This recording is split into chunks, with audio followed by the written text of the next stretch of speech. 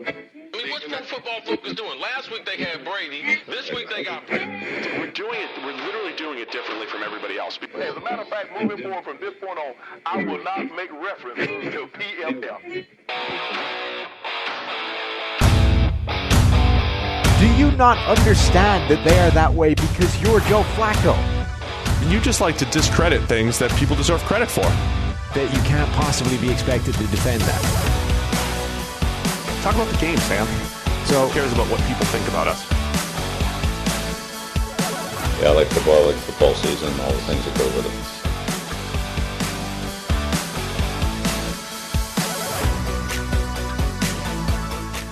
it. Welcome into the PFF NFL podcast. Steve Palazzolo back here with Sam Monson, who is live at the NFL draft. right On the clock. Yeah.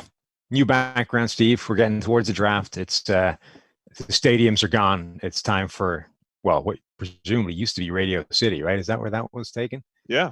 Whatever. It was great. I'm at the old draft. school venue. I'm still stuck in last decade, 2 decades ago, thinking I'm with the Giants, really. This is 2 decades ago. So gotta turn the page over here and move on because I'm still at Pac Bell or whatever this stadium is. All right, so no Renner today. It's just you and me, man. Yep. Think we can do it? I think we'll survive, yeah. I think we'll be okay. Yeah, we appreciate Mike being on the show. Don't forget to check out Mike Renner, all his work at 2-for-1 Drafts. They're moving up. If you just look at podcast rankings, they're still behind us, but, they're moving up. A lot of people listening. So today, we're going to answer the biggest draft questions. How's that sound? Sounds good, Steve. All right, so we're going to go through some of the biggest questions. We asked you what some of the biggest questions are. We got some good answers and some terrible ones as far as questions go. Like Jeff Schwartz saying, how many running backs should my team draft in the first round? But no, we're not going to answer that. All right. So let me start with this. I did some draft narratives this week. You want to go through some of those? Yeah. Because it's question based as well. This is the 3rd straight year I did this. It was a lot of fun. Looks pretty good in previous years. Things like, hey, Baker Mayfield has a lot of open throws. True. It was here's this narrative. Is it true? Is it false? Let's put it up against the PFF data. So a couple of the ones that I went through and pulled out this week or for this year, starting with 2 guys getting top 10, top 15 type of hype. That's Louisville offensive tackle Mekhi Becton and LSU edge rusher Palazzolo and Chaisson, both guys being worth first-round picks. I went false as far as the narrative goes because the data doesn't point to it. I understand why people are saying they're first-round picks. We've talked about this a little bit, but both of those guys, I said, look, the data is just pointing toward a little bit too much risk for the first round. Yeah, and both guys have a similar story in terms of, sick athletic traits that are going to cause people to push them further up the board than the production would otherwise indicate. And that's always the tension, right? It's how much do you lean on proven college production versus, ridiculous athletic traits that should create this awesome player. And it's pretty much at any position. Quarterback, I guess, is the exception, but even quarterback, you've got the Josh Allen type players where it's, well, look, he's got the best arm in the world. He can make every throw. How high should that push a guy when he hasn't actually played quarterback very well? And I don't love writing these pieces because, this particular part of it, because when watching Becton and Chaisson play, oh my gosh, it's some of the most fun, hashtag fun to watch. Incredible, some of the plays that they put on film. We talked about Becton quite a bit, absolutely destroying people, looking like a high school highlight reel, but also Chaisson, when his athleticism and burst, he converts speed to power. If you just remember when we had Bobby Slowick in the company and he said in the old Washington war room or the draft room during draft meetings, they would take the players' top 10 plays and show it. Do you remember talking to him about that? If you put Becton or Chaisson's top 10 plays, this is the danger of doing that. You're going to take the top 10 and every coach is going to be like, give me that. I want that. I want to see I'll take that top 10 and get it out of him 50% of the time, 80% of the time. Chaisson's top 10 are ridiculous. Hand strength and pop and all that stuff. But his grades just don't match it. Only 73rd among all edge defenders in the entire draft class, 41st in pass rushing. And, that's supposed to be his calling card. So that's where I think there's just risk. This is the same stuff we were saying about Rashawn Gary last year at this time. Right. I think he's a much more natural, speed edge rusher than Gary is. So at least he's got that part going for him. But yeah, there's a lot of concerns, or a lot of the same concerns, in terms of a guy whose testing is going to be excellent, but the production just isn't there. Okay, so both guys, you can check out the piece. It's over at pff.com. I also said, okay, here's the narrative, the best wide receiver class since 2014. I said true. What are your thoughts, Sam? I think it's definitely true that it's since 2014. I was kind of surprised that you limited it to that, because a lot of the narrative, a lot of the talk I've heard about this receiving class is it's the best for, decade plus. It's the best for years and years, not just going back to that 2014 class. Like, it is the best class people can remember, dating back to, I don't even know when there was one that we kept comparing that 2014 class to, but I don't remember what class that was. But like, you're heading back way back before you reach a class as good as this receiving group. Yeah, when you look at this receiving class, there's a little bit of everything, right? And I think every year we I think when we do our draft analysis, you have to do that, right? Especially at receiver and cornerback and safety. I think those three positions are so driven by usage pattern and, defensively, how are you going to deploy a guy? And then offensively, how are you going to get him the ball, right? So in this receiver class, I mean, you've got a little of everything as far as slot guys, route runners, contested catch guys, after the catch talent.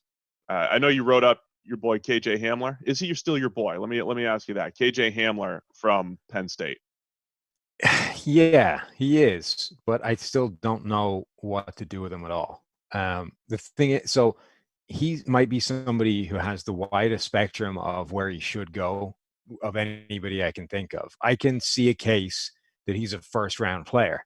I can also see a case that he's a fifth-round player. And I honestly don't know which one is right.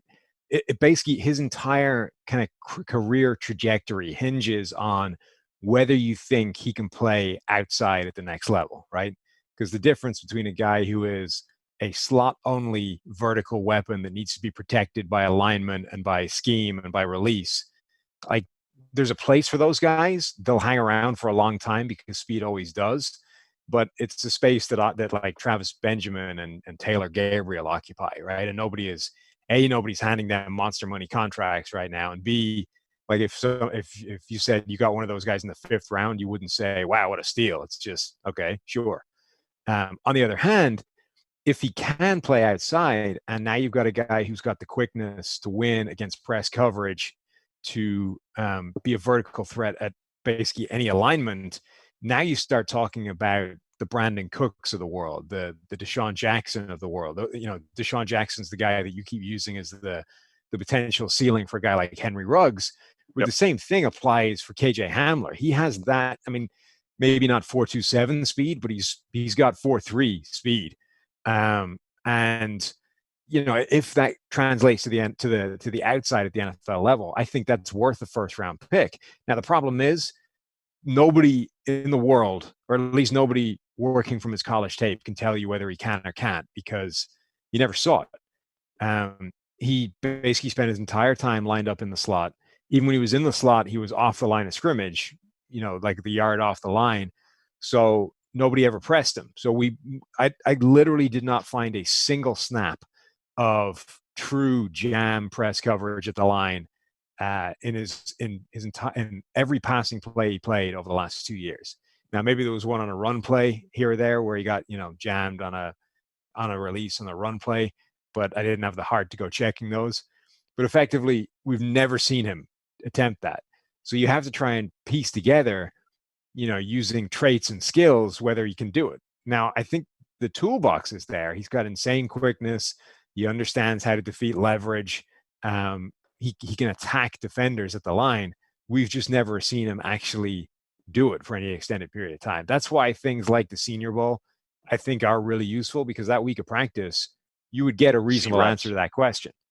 It's not conclusive. It's only like 20 reps or whatever, but it's 20 reps you don't see from Hamler. So for him, if you're projecting him, you have to completely guess whether you think he can do that or not. And that changes where you're going to draft him by like 2 rounds. I'm going to add that to my burning questions is which parts are most difficult to evaluate from college football to the NFL. Each position has its own, little quirks. That's certainly one of them. The other thing about him is the drops, obviously, right? He had by far the worst drop rate in the nation in terms last season. On the other hand, the year before that, he dropped 4 passes. So what do you do with that? Do you say, well, the guy can't catch, he's Troy Williamson, stay away? Or do you say, I mean, drops fluctuate, right? Amari Cooper had 18 as a rookie, like 5 the next year. So Cooper was even more extreme than that. The 1 year that we had him graded in college, he had 0 until the LSU game in November. And then he had 4 in that game, right? And then he had years with 4, he had years with 18, like you said. Fascinating watching his hands come and go. Right. So ultimately the data says that drops they're not they don't predict, right? How many drops a guy has 1 year has almost no relevance as to how he's going to drop next year.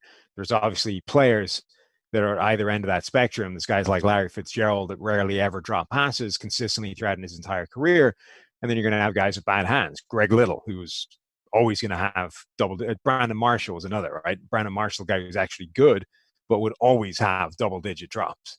Hamler, I think, probably skews on the Brandon Marshall side of the scale because I don't think the guys like Larry Fitzgerald ever have like a 16 drop season. Right. But I don't think you look at that and say, well, the guy's a real concern. I don't think he can catch the ball well enough to play. I think you have to assume that that's going to come back down to earth somewhere, and you would expect him to be like an 8 to 10 drop guy a season. And you can live with that if he's as effective as he can be. Yeah, so I think the difference between, say, Mekhi Becton and Palazzolo Chaisson, who we said, hey, they're not worth first-round picks because if you just look at the highlight reel, you're going to be excited, but they have to play 700, 800 snaps. I think the difference with a receiver is when you look at Hamler's highlight reel, you mentioned he looks like a first-round pick, right? I mean, shiftiness from the slot, explosiveness, he could do it all.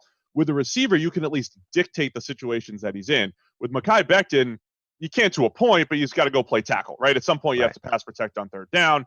With Chaisson, at some point, you have to rush the passer on third down, 300, 400 times to be worth your value. With Hamler, okay, I could put him in the best position possible in the slot as my Z on the move and all that stuff. So I think that's kind of the difference with the receivers. You can kind of dictate how you get them the ball and play to their strengths a little bit more. So I'm a fan of this.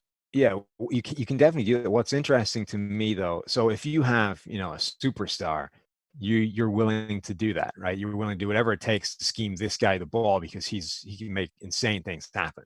I'm always kind of interested in at what point does the amount of work you have to do to scheme this guy into beneficial situations become a net negative over the impact he has in those situations, right?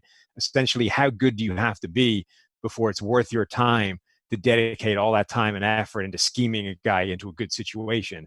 And how much is it just like, look, if you can't win the way everyone else wins, you're not worth the hassle. You know what I mean? Oh, I get it. That was my old point with like the Wildcat. People said, well, if you run the Wildcat when it was new, defenses have to prepare for it. It costs the defense, practice time. It's like, no, it costs you time too. You have to practice that. Right. So yeah, I see both sides of that. So I proposed to a few of the other draft analysts. I said, look, what are the draft narratives you would like to hit on? And Renner proposed one. I'm curious your thoughts on this. As deep as this wide receiver class is, best ever, best since 2014, however you want to break it down, he says the idea that you just don't draft a receiver in the first round, you pass on, say, a Jerry Jeudy or a CD Lamb because it's so deep, right? So grab a tackle now, grab a receiver in the second round because there'll be one there. He thinks that's a false narrative. He says, no way, get a Jerry Jeudy, get a CD Lamb in the first round. Just because the receiver class is deep, don't pass on those guys. Where do you stand in that debate, the depth of the receiver class versus getting one of those top 2, 3, however many guys you think are there? I think it kind of depends what situation you're in as the drafting team, right? Like if you're in there's a couple of teams running into this draft that have like a couple of needs, of which wide receiver is one of them. And with their first round pick or with 2 first round picks, they can go in a few different ways, one of which you would expect to be receiver. But depending on how the board falls, you might be in a situation where you're like receiver isn't great value right here.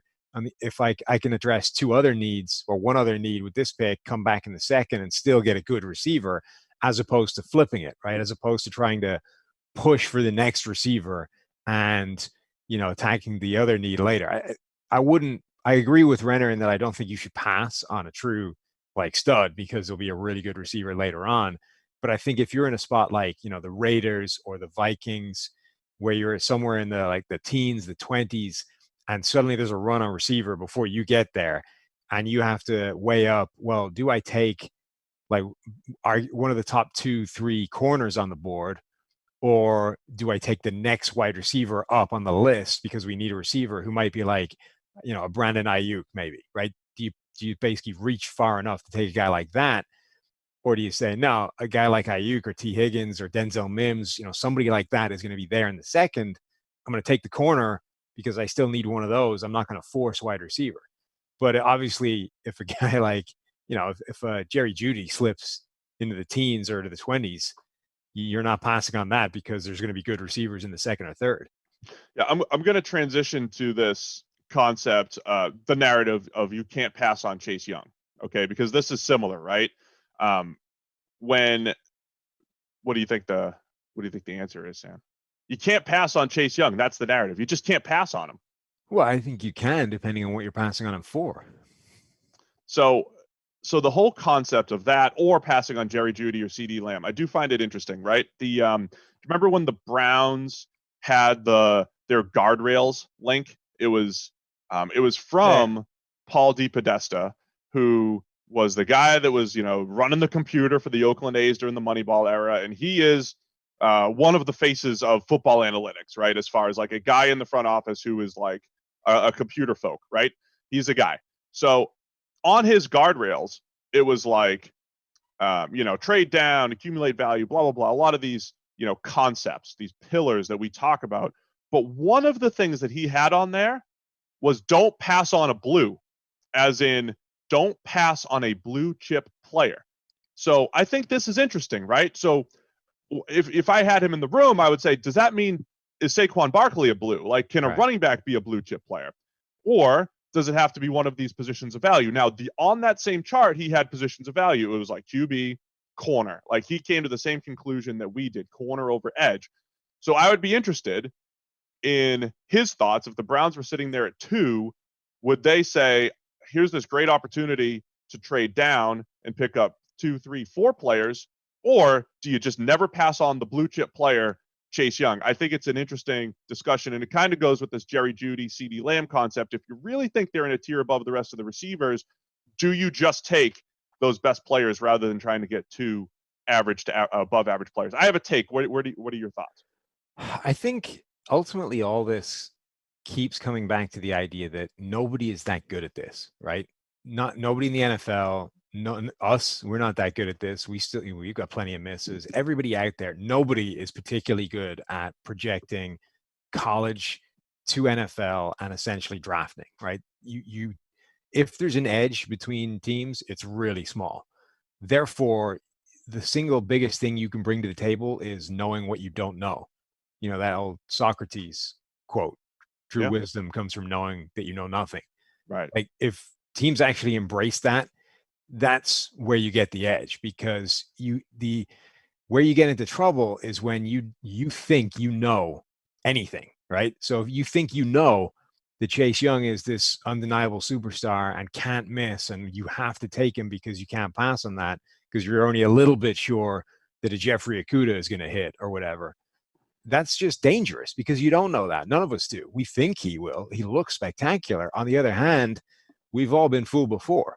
We thought, there's a ton of these guys, Mario, there's a ton of great college players that everybody thought was an absolute can't miss NFL superstar.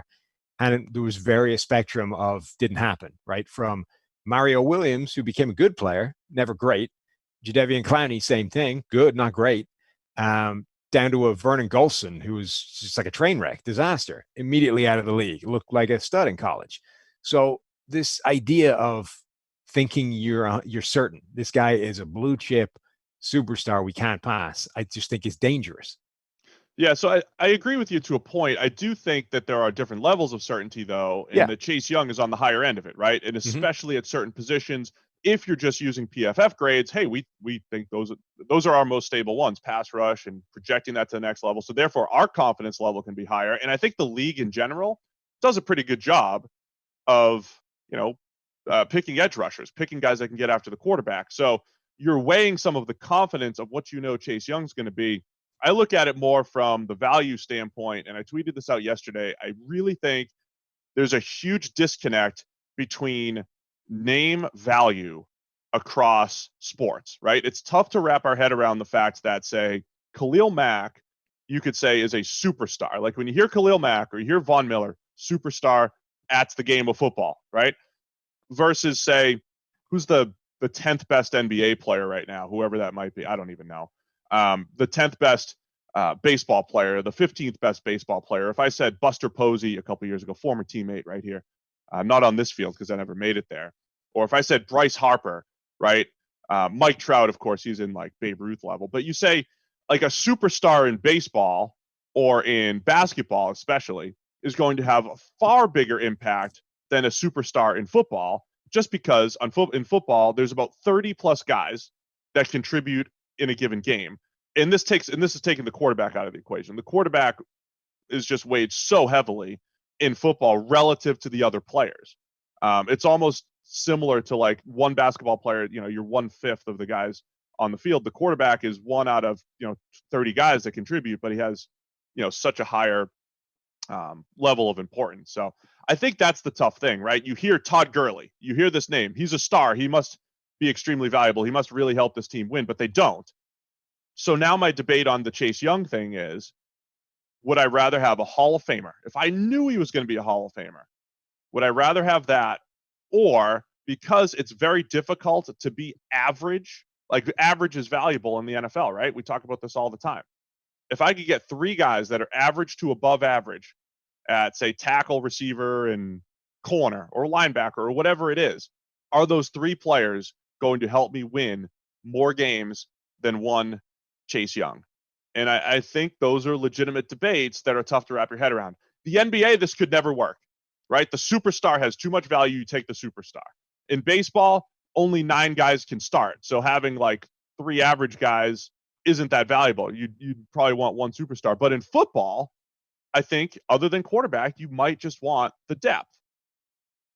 Yeah, I mean, I agree with you generally. I mean, we talked about this before with some of the stuff you're working on behind the scenes, but you do need a way of quantifying the confidence level you have in your evaluation about every player. In theory, it should be baked in somewhere along the line, but there's always differences, right? There was like a complete consensus that Quentin Nelson was a can't miss guy. Now, obviously, we just said that nobody is a can't miss. Everybody that we thought down the line, Robert Gallery was a can't miss guy and missed. So as much as everyone thought Quentin Nelson was a can't miss guy, and it turns out he didn't miss, there was the chance. So you can't ever say it's a certainty, but you can dial up a slider that says we're more confident on the Quentin Nelson thing than we are about the next, random really good player that we have a high grade on. So I think all this sort of stuff somehow needs that factored into it. Are we prepared to move off Chase Young because he's like in our highest level of certainty? That should just warp your sort of debate or the numbers or the value of trading and all these kinds of things. It should just sort of skew things towards him slightly. I don't think it should immediately say, well, he's a can't miss superstar blue chip, therefore we never move. It's just, okay, now what would have taken this is going to take a little bit more because we're more confident that he's a star. Here's the other tricky part. I'm just going to make some names up. Like if you moved off Chase Young and say you in the draft, you picked up Christian Fulton from LSU, and he becomes, a solid corner. Your guy Denzel Mims from Baylor, and he becomes, a solid number 2, 3-ish type of wide receiver. And you pick up a linebacker, whoever it is, the third best, Kenneth Murray from Oklahoma, and he becomes a solid linebacker. None of those 3 guys become stars. They're just solid contributors on your football team. And then Chase Young goes on to his gold jacket and all that stuff.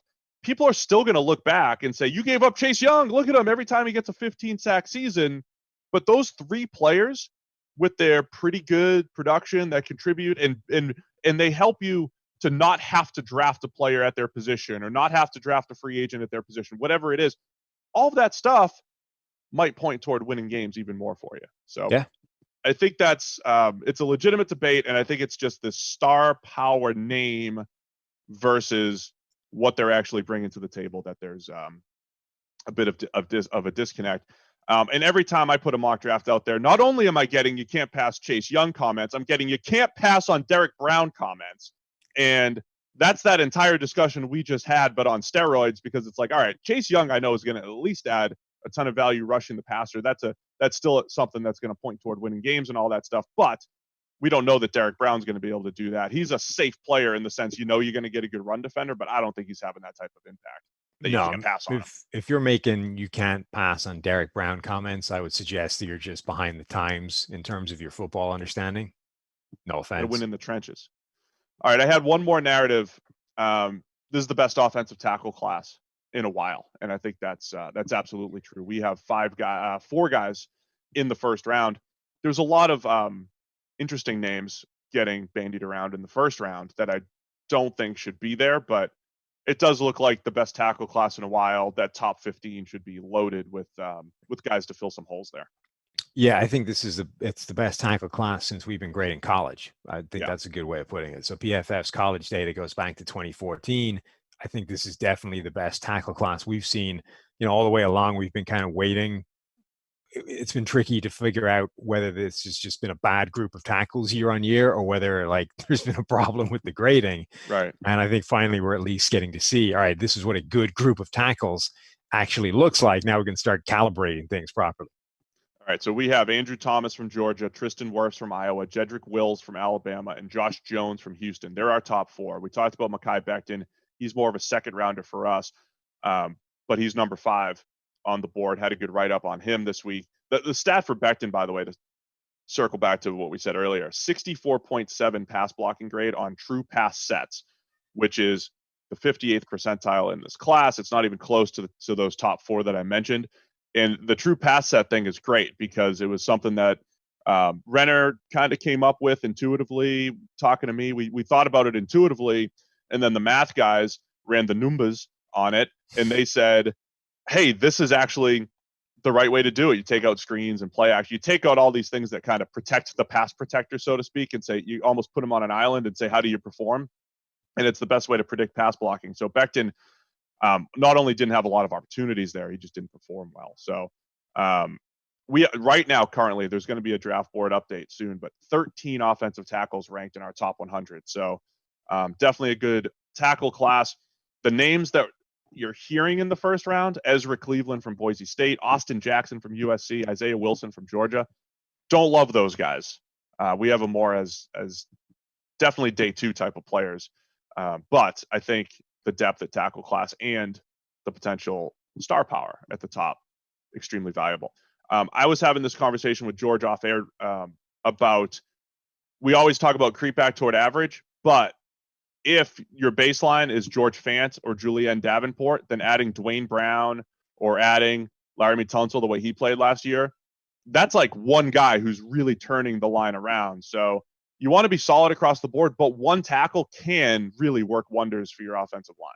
Yeah, I mean, a huge part of it is eliminating massive weak links. Like offensive line, if you're bad enough at pretty much any one spot, but tackle is catastrophic. If you're bad enough at any one spot, it will ruin your entire offense with nothing else changing. Like individual offensive linemen can be bad enough to basically torpedo an entire offense.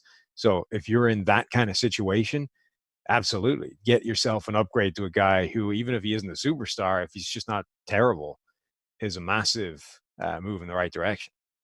All right. Did you? Let's get to some more of the biggest stories and questions from the draft. Did you have any good ones coming off that tweet, or do you want to go through? Yeah. So this is my favorite one because this is good. The NFL draft is going to be remote, Steve. The whole NFL world is going to have to deal like this. They're going to have Zoom calls. They're going to have to use the phone. That's a very untested technology. It's only been around since the 1870s. So Hello? Does this work? How long has it been since the Vikings were the last team to basically screw up a draft pick, right? In terms of not even getting the card in. The Byron Leftwich pick. Yeah. Right. So the funny thing is they did it like 2 years in a row, right? Yes. When they ended up with Bryant McKinney and Kevin Williams. So it worked out kind of well. But I think the process was probably unsound. The one that I remember, I think, was the McKinney one, or was it Kevin? Either one. I think it was Kevin Williams was the famous one. So they were at 7. Yeah. The Jaguars were at 8. And the Jaguars needed a quarterback. Well, they didn't need a quarterback. They still had Mark Brunell. Under contract. But they literally sprinted to the podium after the Vikings pick. The time ran out on number 7. So then Byron Leftwich became the number 7 pick in the draft or whatever it was, right? Mm-hmm. Because the Jaguars sprinted. I think the Vikings missed twice, didn't they? I think so. And they ended up with Kevin Williams at the end of it, who I think was by far the best player in that stretch. But that wasn't incompetence. That was saving money, right? Wasn't that their way? Weren't they doing that on purpose? Because remember, the old rookie salary deals were so ridiculous. And if you truly didn't, the difference between every pick was monstrous. And if they were like, hey, we think Kevin Williams is going to be there at 9, we're just going to wait. I think they may have actually done that on purpose. Maybe. Anyway, it's been that long since somebody did that, missed a pick essentially in that kind of way. But now the NFL world is terrified because they have to work remotely as if they were all in the big room to begin with. Like the whole thing's remote anyway. Who's going to screw it up, Steve? Who's going to mess up a pick because their Zoom crashed or because the phone lines are jammed or because somebody Zoom bombs the Cowboys war room? Cowboys. It's Jerry. it'll be Jerry. Did you see them they've been releasing these cool videos where they're like Zoom interviewing, prospects, the 30 visits or whatever. Well, now it's got to be over Zoom. Right. So they're releasing these videos of them like calling these guys and basically doing some of the interview. And one of them starts with Jerry being like, "Can you hear me now?" Like can't even get the Zoom thing to work when they're talking to people in an interview. So I could see that. I think it'll be the Cowboys are just awesome. Like, I think they're doing it on purpose sometimes. There are so many old pictures of their draft board where it's like accidentally in a shot and you can see the whole thing and you can actually read the names and all that stuff. Like every other team, it's like Fort Knox locking that thing down. The Cowboys are like, oh, look, it's our draft board. Can you imagine what Jerry is currently getting set up in his basement for his, personal draft day war room? Or maybe it's the bus. Great. Maybe they're having the bus retrofitted to just be a war room. They're all going to be sitting on the bus 6 feet apart. Right? That's how the Cowboys are Jerry. Jerry with Jerry on the bus. With like 12 screens. Each one just has a different Cowboys person, like the war room. Just a wall of 12 TVs. Each one is like a different video stream of somebody. I love it. Yeah. So that's, I'd say the Cowboys. Any other good questions coming off of that tweet? That whole thing just seems like hysteria for no reason, right? How hard is it to call in hi, I would like to draft Chase Young? This is not difficult technology. Like my whole point was the entire draft has been remote anyway, right? Nobody has been in the same building since God knows when. There's one guy per team or 2 guys per team, and their job is literally to fill in a card and walk it up to somebody.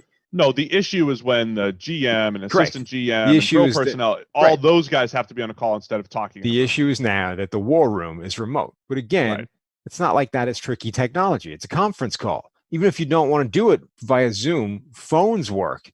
Like, this is not difficult. All you need is 2 phone lines, right? You need one to contact the war room. You need another one to contact the league and everyone else. However, are we allowed to reveal that story we heard about the NFL? Okay, forget it. I've heard of big conference calls being hacked before. That's all I'm saying. I'm not saying they can't be hacked. Big, important conference calls being hacked. Anyway, let's get to some of the other biggest stories. Let me know if you've got one to interject at some point. I wrote this one down. I think it's an important one. How are the Raiders going to complete the Khalil Mack trade?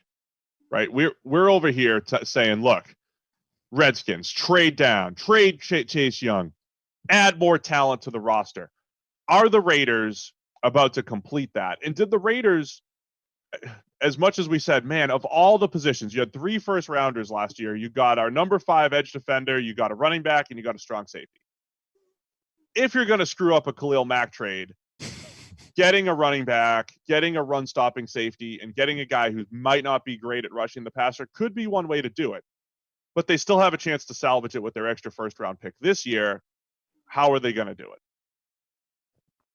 Okay. It's a big question. Discuss, Sam. I gotta say, I don't care about this trade anymore. I'm so maxed out and jaded about who won the Khalil Mack trade. It's not about who won. It's when we go back and say, okay, here are the pieces that they got, and here's how much it helps the Raiders. Here's how much it helps the Bears. Like, the Raiders have to salvage this thing this year, right? And, if Abram becomes it's what I said earlier, though. If Jonathan Abram does become a solid player, whatever about Josh Jacobs and running back value, and if Cleveland Farrell does become a solid player, that wasn't the Mac pick, but maybe they come out of it looking okay. But I think these 2 picks in the first round are huge for the Raiders. Yeah, which I think, that's the story, right? It's the fact that the Raiders actually have a shot to transform themselves into something useful as opposed to the Raiders. And they got a couple of first round picks to try and make that happen. It's entering this key year for everybody there, right? Derek Carr is probably on his last or on a short leash.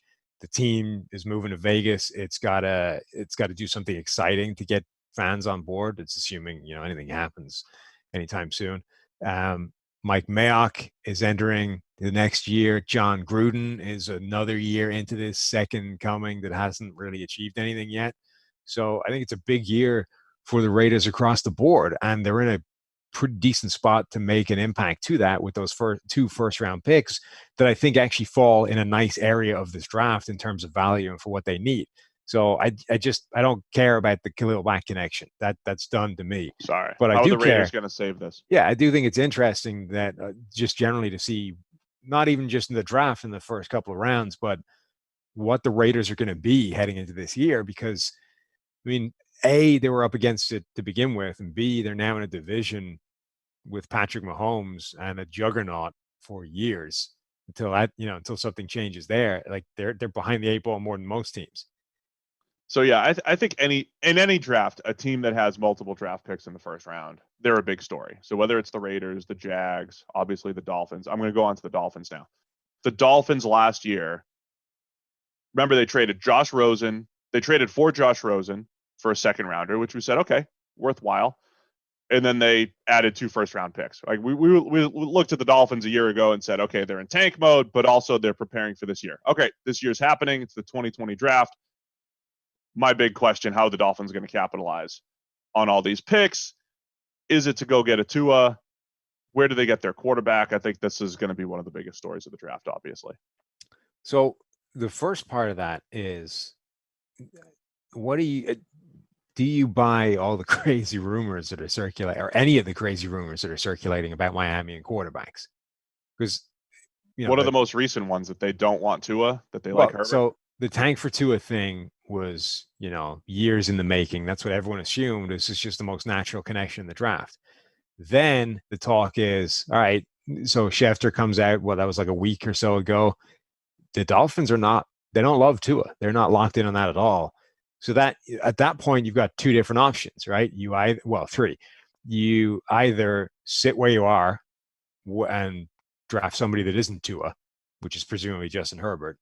You trade back and draft Justin Herbert because you don't want to take him at 5, or you take all of the ammunition that you've assembled and you make a run at Joe Burrow at number 1. So those, I guess, are your 3 options. If you don't, A, do you think any of that is true? And B, if it is, which one of the 3 are they going towards? Okay, so I think making a run at Joe Burrow is worth it because they've got 14 draft picks. They have plenty of picks. You could play around with this, by the way, over at PFF.com with our mock draft simulator and all the different variations there. And even for the Bengals, even though Joe Burrow is our top quarterback on the board, the difference between Burrow and Tua, injury aside, it's not like it's astronomical, right? There is a scenario in Bengals land where if they knew they could land Tua still and pick up 3 or 4 extra players over the next couple of years, first and second round picks, that it's a good world for them to live in as well. There is a win-win scenario for the Dolphins ending up with Joe Burrow and the Bengals ending up with Tua and maybe 3 other first and second round picks. Yeah. So the Chase Young thing, I think any quarterback changes everything, right? With almost every single scenario available. Quarterback to me is in the realm of don't move off this. Don't mess with it. The Bengals to me are in the unique position of you have been presented with essentially an idiot-proof scenario here. There is a clear number one quarterback. You have the number one pick. Those two things connect and you have a new franchise quarterback. Anything else you do makes a mess of that, right? Either you move back or you decide to take another quarterback. Either way, you're making a mess of an idiot-proof. There's no other way of going at number one. You take the best quarterback with the number one overall pick, the end. Like anything else you do is a disaster. Here's the other scenario for the Dolphins, right? And I think other teams like New England's kind of dealing with this too. If you're not guaranteed, if you don't love Tua and you can't get Burrow, okay, we're going to think you're wrong if you love Herbert at 5, but maybe you do. What if the Dolphins just don't force a quarterback this year? We thought before that the tank job wasn't just for this year. It was a multi-year type of thing, and you just continue to accumulate picks. Do they take some of the draft capital, use it this year, some of it push it into next year, and try to be in the Trevor Lawrence and Justin Fields sweepstakes and say, okay, that's a guy we'd be willing to go make a move for, or whoever emerges next year at this time? Do you have some patience? And along that same line, do you think, well, Ryan Fitzpatrick is legitimately coming off his 2 best seasons? He really is, right? And if we have 14 draft picks, we use, say, 9 of them this year, push a bunch of them into next year, we could actually add a lot to this roster and make it pretty reasonable. So we're going to kind of hedge a little bit and say Ryan Fitzpatrick, pretty good roster. Maybe we could actually do some stuff in the AFC East and be in really good position next year. Can you have your cake and eat it too, Dolphins? The problem is the second part of that, the idea of actually, you know what, we're not in that bad shape right now, makes next year more challenging, right? Because all of a sudden Fitzpatrick wins 7 games, you're picking 16. Right. And now you got to get all the way up to 1 again to get the quarterback you actually wanted, that you were prepared to pass, the quarterback at the top of this draft for. It's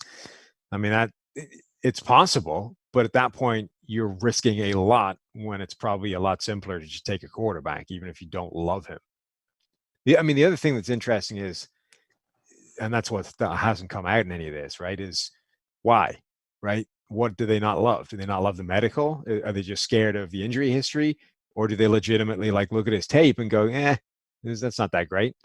If you're nitpicking Tua or Burrow, so if you're nitpicking Tua specifically, I think the 2 things you're nitpicking are the injuries and the supporting cast.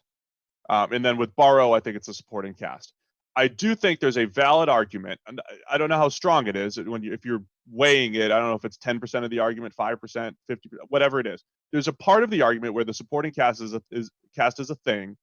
And when you look at quarterbacks coming out and you say, wow, Patrick Mahomes had very little at Texas Tech, and maybe he didn't elevate them to wins, but he definitely elevated them on the team, on the field, right? Dak Prescott didn't have a lot at Mississippi State, and he made them actual competitors in the SEC West. There is something to actually forget the throw for a second and just look at the macro level and what did this guy do with his supporting cast? And you look at Tua and Burrow, and it's like there's first rounders littered everywhere. How do you really evaluate them? Now, when you do go play by play and all that stuff, Tua has been fantastic. He's not perfect, but he's been great, and Burrow's been great. But I think the argument against is like, oh, we can't evaluate him. He's at Alabama with 5 first-round caliber players. Yeah, it shouldn't, however, I don't think, just be a negative on you, right? So you can look at guys like Dak and Mahomes and say, well, they had nothing to work with and they elevated everything around them, right? It's also possible for Tua and Burrow to elevate what's around them, even if the supporting cast baseline is way higher. So true. Burrow elevated what was around him and took LSU to a national title. Like, that's a pretty significant elevation compared to never had a bad game. Right. That's a pretty significant elevation of everything compared with what was there before, right? And Tua, the same thing is true. Okay, he's surrounded by these superstars, but it wasn't working out great for Jalen Hurts while he was there. Tua comes in as a freshman, immediately transforms things. Like, literally in the same game, it's different because he's a better player. So yes, he had a fantastic supporting cast compared to some of these other guys that didn't have anything to work with.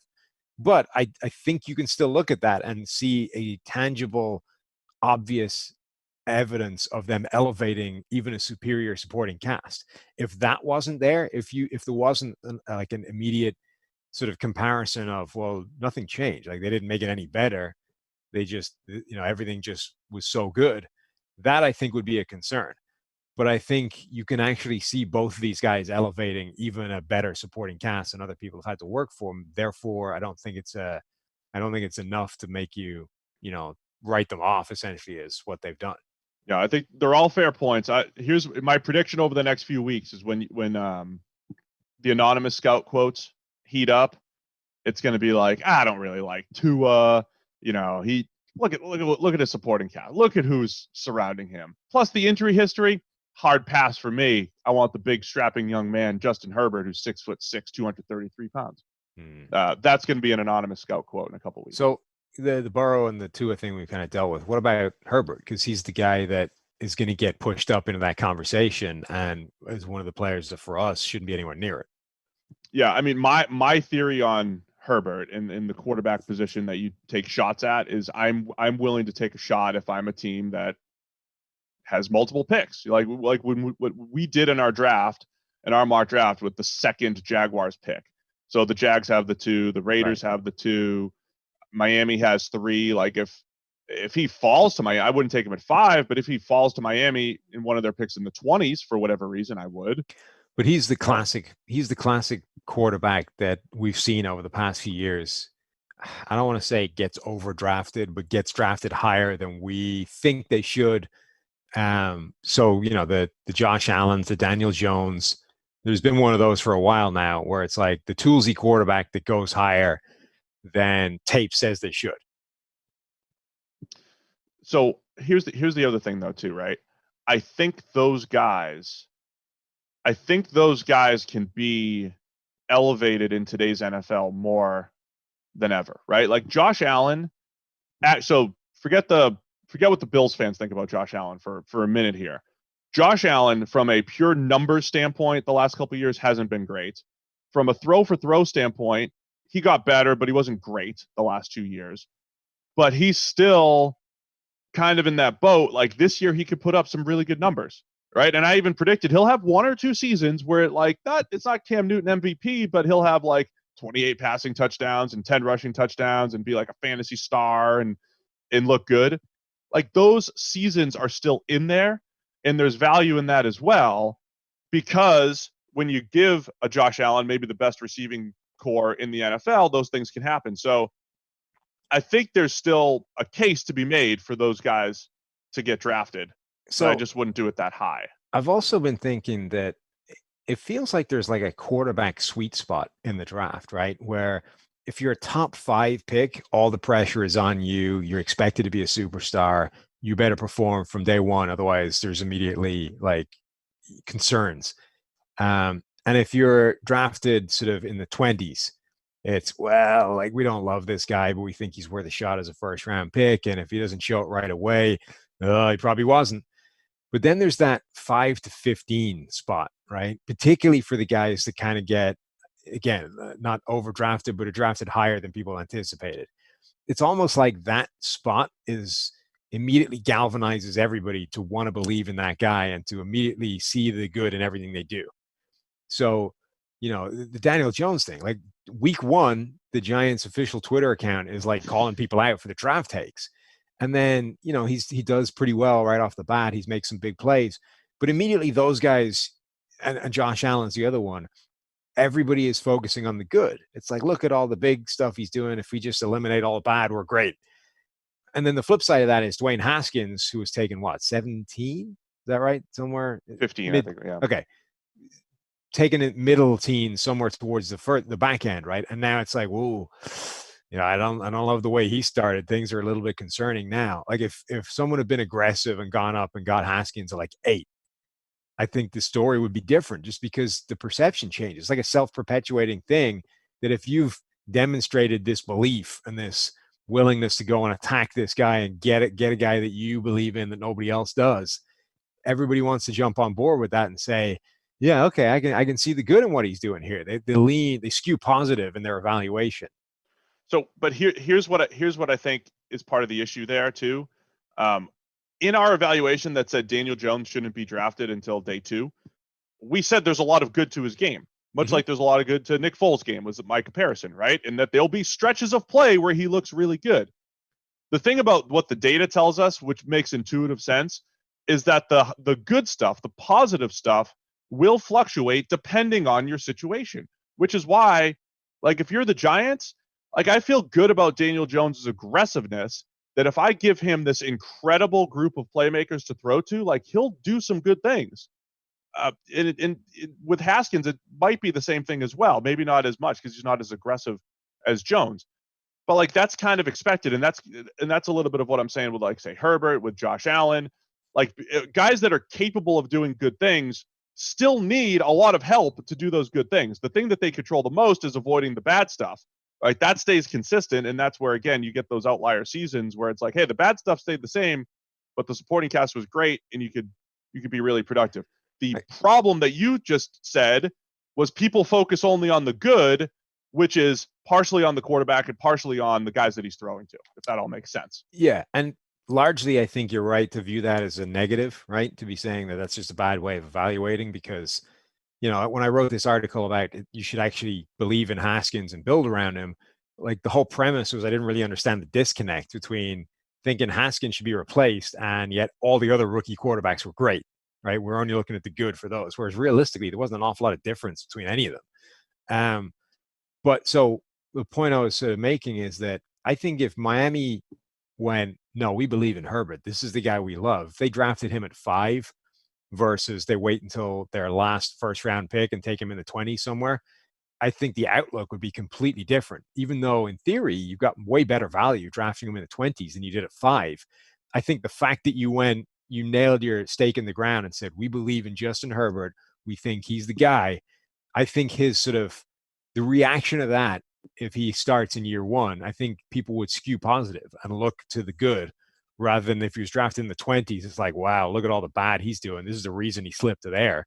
You know, you should have taken Tua, should have taken him at 5, but instead you waited. You took Herbert 20 something. You know what I mean?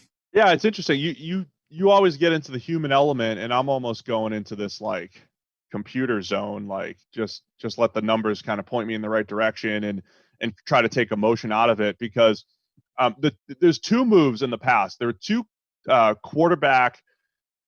drafted quarterbacks moves that I liked in recent years that did not work out at all, but I still like them, even in hindsight. It was the Jets drafting Geno Smith and the Browns drafting Deshaun Kaiser.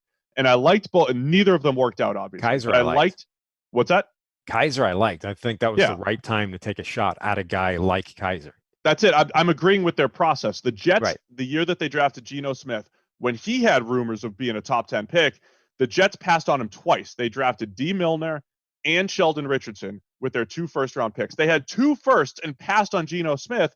I remember he's sitting there, he's in the green room, and he comes up on night 2. He's still there in round 2, and it's like, okay, this is a worthwhile shot on Geno Smith, who might be a first-round talent.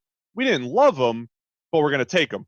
Now, Sam, if you're focusing on the human element, there might be this whole, well, obviously they passed on him twice. They didn't believe in him. He's just kind of an afterthought. But I think that process is sound, because the hit rate might be low, but if it pans out, it's worth it. And Deshaun Kaiser was the same thing, right? The Browns passed on him 3 times in the first round, and they got him with their 4th overall pick, which was in the second round, which is like, all right, great. I've already got 3 first-rounders. Well worth taking a shot on a quarterback, because the payoff is just incredible. Neither one worked out, but I love the process. And for a guy like Kaiser, I think the chance that he panned out was sufficiently small compared to even these other volatile quarterbacks that I don't think it would. I don't think if there's a percentage to be gained in terms of making everybody's outlook more favorable towards that guy by drafting him higher, I don't think that percentage gain was worth what you would have to give up to take Kaiser like in the top 10, right? Right. I think his chance of panning out was such a long shot that I just wouldn't have touched him anywhere near the first round, but I'm willing to take a swing at it in the second because quarterbacks payoff is so huge. So why the hell not? But for a guy like Herbert or Josh Allen or Daniel Jones, the chance of those guys actually becoming a legit franchise quarterback, I think, are not insignificant. They're there. it's by no means a sure thing, but like if you can move the needle in your favor by doing something, by taking them 10 spots higher than you would in abstract terms, and you create the draft evals and you do your scouting report and you come up with the number and you're saying, right, this guy is a first rounder, a second rounder, or he's a top 15 pick, like wherever you would slot him on that board. If you would basically bump him from second half of the first to first half of the first, with the idea that alone changes the narrative surrounding that guy, which potentially benefits his ability to succeed long term, I think that might be worth it for some teams. Wow, you're playing the mental game with your quarterback and everything. It's partly the mental, it's partly what it does to the quarterback, I think, but it's also what it does to all the noise around him. Like maybe it changes everybody's narrative. Maybe Patrick Mahomes succeeded because the Chiefs moved up like 15 spots to get him, or 18 spots or whatever it was, right? Maybe that's why he became so good. Anyway, I think it's interesting. We had Josh Allen as a first round player, late first, but we had him as a first round player because we thought that the shot was worth it. Herbert's in that same boat, and it is fascinating when you discuss it because there's value in those guys because you can win with them in the right situation. But in my world, I'd also always be looking to upgrade them as well because it's just easier to win with your top 8 guy. Couple other general draft questions to answer. You put in most boom or bust prospects. Do you have an answer on this? Do you have a guy you think? Hamler was my answer. We already covered him. Who have you got? And I was going to go with either Becton or Chaisson. I'm going to say Chaisson though from LSU. I hated writing up that he's a second round prospect because I bought in. I was all in on some of his film. When he would stunt at LSU. If he came unblocked on a stunt, I don't know if I've ever seen somebody on top of the quarterback as fast as he was. So, I mean, there are, and so it's like little specific things like that. And the fact that he would get under pretty good offensive tackles, jack him up and walk him back into the quarterback. Like he really won every which way. I have more faith in him developing than say a Rashawn Gary from Michigan. That second part, I think, should be your leadoff, right? The idea of like leading with, hey, if he comes unblocked, it's special. If you can listen, you give him a Justin Smith, right? You give him a Justin Smith to hold the guard, and then he plays the Aldon Smith role, and he gets the free sack on the stunt, unblocked. Chaisson's your guy. Best unblocked stunter. Complete tangent, but just since you brought it up, what do you think Aldon Smith has left in the tank? I think he's got enough to. I mean, it's 4 years later, right? I mean, when he last played in 2015. Yeah, 4 full years out of the game. Okay, I don't know. 4 years is a lot. Yeah. And he's the same age, right, as Von Miller, who's, I mean, I'm not saying he's slowing down, but he just had his worst season of his career. He doesn't have the wear and tear. You have no idea what type of shape he's in. That's the issue. Like, is it worth the flyer? Yeah, obviously. I think any of that stuff's worth the flyer. I think it's going to be really tough. Football shape is kind of a new thing. You just don't know what he's in. I know it's easy to fall out of shape in just a year, never mind 3 or 4. That's a classic example though of like, man, the payoff for that could be huge. Yes.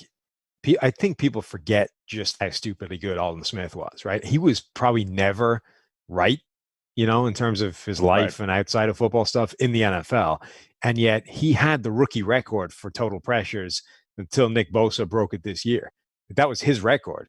And the same year that Von Miller came out, in a Khalil Mack has come out since. Like, there have been some good pass rushers that hit the ground running, and Aldon Smith had the record. There was a reasonable period of time where people thought he was the best edge rusher between him and Von Miller. And Von Miller went on to become, the best edge rusher of the decade. Like, if you get if he's even 75% of the player he was, let alone the player he could have been, like, that's a steal. That's a legit starting threat opposite name. DeMarcus Lawrence. There you go, DeMarcus Lawrence. I am all for those types of low risk, assuming it's low risk because you're willing to walk away and all that. Low risk, high upside types of plays. That was like Lyle Collins with the Cowboys when they brought him in, a first round caliber tackle, undrafted. we use the word value 900 times on every podcast. People remind us, but there's a ton of value in finding these positions out of nowhere. Like to find a Darren Waller, a guy like a mismatch tight end weapon, pretty much for nothing. That's why I liked Mailata, the rugby tackle experiments with the Eagles. Like if you could somehow find a starting offensive tackle, which is tough to find, and you found him in the 7th round with a rugby player, I love it. So I'm all for all of those. Steal a valuable player at a valuable position in a unique way. They're long shots, but I'm all for that type of stuff. So I asked earlier too, what are the toughest parts of evaluating position? So when you're going through tape, real quick, like some of the things that don't happen at the college level that you wish you saw because it's important, projecting these guys to the NFL. Yeah, I mean those are the biggest things. I think press coverage is the single biggest one for wide receivers because that dictates everything at the NFL level. If you can't defeat press, you will see press all day long and you will be screwed. Like that's Nelson Aguilar's career in a nutshell. Nelson Aguilar could not get off aggressive physical press coverage on the outside. Therefore, he basically can't play outside. He has to go inside. And at that point, so this is kind of the point I was making before of you can scheme a really effective usage pattern out of Nelson Aguilar. But if you're doing that, you can't do that for anybody else who's a better player. Like you can only do that effectively for one receiver at a time. And you usually want to do it for your best weapon. So that it completely puts a cap on how good those guys can be. And you don't almost nobody in college plays any kind of press with any kind of regularity. So you basically just don't see it. When you're evaluating receivers, with college defenses are essentially playing quarters, cover 6. Essentially, the corners are playing off nonstop.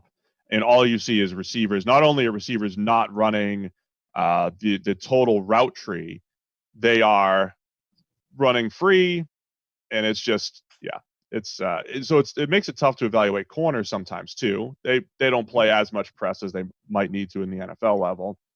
I think offensive line certainly is an issue. I was watching Lucas Niang from TCU a couple days ago too, and I watched like 3 snaps of pass protection, and I'm like, well, I'm not even going to watch much more because he's like backpedaling. Like there's literally no NFL type of kick step or anything like that. So there's a lot of spread type of systems where the footwork is completely different than what you're going to see at the NFL level. So you just say, okay, does this guy have the tools? Yeah. Did he actually perform well at what he was asked to do? Yes. Okay, great. They're going to redo him in the NFL. Maybe he's got a shot, but it's tough to project. And that's the problem, right? It's because the issue is not that you just have to discount all those guys because they're not doing any of the things that are relevant to the NFL level. Because some of these guys are clear, obvious prospects, and you're stuck in a world of projection. So with the best offensive line example I can think of is Shaq Mason, right? Who every time you watch Georgia Tech games, Shaq Mason was just destroying people at the line. But Georgia Tech ran a triple option offense. He was in a 4-point stance most of the time, let alone 3, like 3 4-point stance, firing off the ball, just destroying people in the run game. They had like 3 dropbacks a game. They were all like heavy play action. Like he never pass protected. So you're like, well, okay, I love him, but like what? How do you translate that? And you can't. You have to like gamble that, okay, he's got the physical makeup to do all this. Somebody can teach him how. And I think it's huge that he wound up in New England when Dante Scarnecchia gets to be the guy that teaches him. But every year there's a few of those guys, right? Probably not as extreme as that, but across the board, there's somebody whose situation does not tell you what you need to know about this guy, and you have to try and piece it together from physical traits and from things that are almost but not quite what you're looking for. So I was looking at the KJ Hamler thing, trying to work out if he can win against press coverage. And there's some snaps in there that aren't quite press coverage, but there's a guy like right up on him and he beats him with quickness. And, it's almost what you want to see, but it's not quite. And if you get sort of 3 or 4 of those, you can start building a puzzle together and say, I can see it. And then, but that's what teams are doing, right? Is they're having to take that and evaluate it alongside a guy who you have seen everything you need to. And that's difficult. Yeah. I think with wide receivers and corners too, I think people get caught up. Receivers run double moves all the time where corners get whooped. Yeah. And I think it's tough to separate when the corner is just like keying the quarterback and bites rather than the receiver completely torched him with the route. I think we overrate what the receiver's role is in that sometimes, because a lot of times the corner is just like, oh, I saw a 3-step drop. I'm gonna jump the slant. It's not because the receiver ran a great route. There's things like that come up. And I think usage patterns in the back seven in general, whether it's linebacker, safety, corner, trying to figure out what the guy's going to do at the next level, how different is it going to be? It's not great. I think it's tough to do. Generally, so the fact that receivers never see press coverage is a big thing for evaluating receivers. The other thing that I think makes it difficult for receivers is college coverages are horrendous. Like the number of bad secondary players, period, right? There are guys out there that look like me playing. It's just ugly, right? Like at one point when we were doing all the college grading, tons of it, I had this spreadsheet where I kind of kept an all I could do that team, just the worst possible players you could ever see on a field. And you're like, that guy is out there playing against future NFL first round picks, like future all pros. It's just embarrassing, right? So you get these plays where it's like, wow, this guy is so Jalen Reagor has one, because the idea that Reagor was supposed to run Henry Ruggs speed, right? He was supposed to be a 4.2 guy, doesn't get anywhere near that. Athleticism numbers nowhere near what they were supposed to be. Now, there's the idea that he put on weight to try and run fast at a decent bulk and couldn't do it. On the other hand, maybe he just isn't that fast, right? So there's a play where he absolutely torches somebody deep, and you look and wow, that burst's incredible. The speed, that's just awesome. And then you take a second look and you're like, what is the cornerback doing there? There's all these plays where it's like completely inexplicable what the guy opposite him was actually doing, right? And you'll never see that at the NFL level. You just do not get a play like that. So now what do you do with that play? Because if you were using that as an indicator towards speed or, some sort of athleticism or physical trait, you almost have to throw it out completely, because you can no longer judge whether it was fast or whether the guy just made it look fast by being ridiculous. Yeah, I think there's a lot of those types of plays. So you're just trying to sort through a lot of that stuff in the eval process. So let's wrap it up with this, Sam. Who's your top wide receiver? The Jeudy, Lamb, Ruggs debate. Who's wide receiver one in this class? So it's been Jeudy all the way along. And the longer it goes, the more it feels like my heart is still attached to Jeudy, but my head is swinging towards CeeDee Lamb. And I don't like that. But what Jeudy does well is so completely unique. I've never seen a college wide receiver come into the NFL so good at what he's good at. And the ones that have been really good at it have had a pretty good strike rate in terms of hitting, being successful at the NFL level. I mean, my immediate comp for him when I watched him was he's like Calvin Ridley, but run at like 120% speed in everything he does, right? And Ridley was fast. Like Ridley's calling card was speed and route running and all those kinds of things. And Jeudy is that, but like cranked up to a faster speed. It's just absurd what he does. On the other hand, I think there are valid concerns or question marks about, to what extent will he be able to win at the catch point, be a contested catch guy? To what extent will he hold up physically on the outside? Just things that I don't think are huge. They're not huge in determining whether a receiver will succeed, but they might be huge in determining whether they'll be a superstar, right? Yeah. I guess where I'm coming down with the CeeDee Lamb, Jerry Jeudy thing is that I think Jeudy is an almost guaranteed productive receiver at the next level. But I might have an easier time believing that CeeDee Lamb has the higher upside. Like if you're going to pick one of them to be an all-pro, it would be Lamb. If you're going to pick one of them to be a guaranteed starter and be productive, it would be Jeudy. And that's where, again, it comes down to usage pattern. And it's like if Jeudy goes to a place that accentuates that skill set really well, he'll do a good job. I hate agreeing with you because I'm kind of leaning toward Lamb. I just described Lamb as the more complete receiver. Like I've seen him run the vertical route tree from the outside, show great body control on back shoulder stuff, run the deep stuff well. I've seen him catch the ball over the middle a little bit more. I think he's got a great feel for creating yards after the catch. Judy's got the flashier movement skills, but I think Lamb just has a great feel for where defenders are, how to maximize yak, all that type of stuff. So I do think there's a little bit more completeness to Lamb's game. And I go back to my first impression of CD, not my first impression, but the impression I had watching just all of Kyler Murray's throws last year. I watched Marquise Brown, who went in the first round as the legitimate deep threat. And then I watched CD Lamb, and I was like, man, Lamb looks better than Brown right now. He just does everything. And, I think that stuck with me as well. So I'm with you. I still think it's close. It always comes down to how they're used and where they go and all that stuff. I think Lamb's got a little bit more completeness to his game. And Ruggs is very attractive because he's super fast.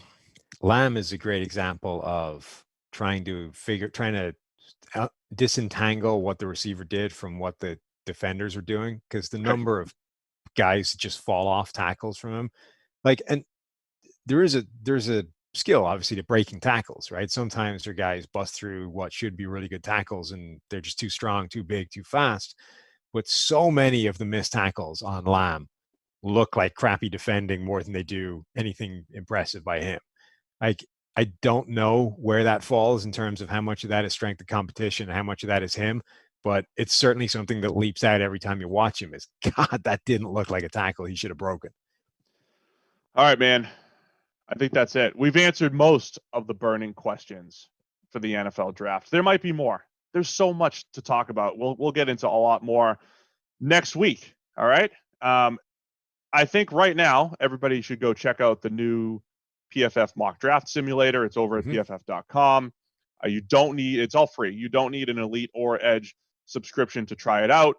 But I do suggest you click a couple tabs over to the draft board or to the draft guide and get yourself an Edge or Elite subscription so that you can read the extended versions of those things, because they are fantastic. You can't mock draft unless you get the 1,100 plus pages of the draft guide, which I think is going to become closer to like 1,400 pages or something. I've seen some of the updates that are coming to it, and it's getting out of hand and ridiculous. So go check it out. Edge and Elite over at pff.com. All right, guys, that'll do it for us this week. Thanks, Sam. Enjoy the live draft spot over there, wherever you are. And we'll be back Monday morning with some more NFL draft talk.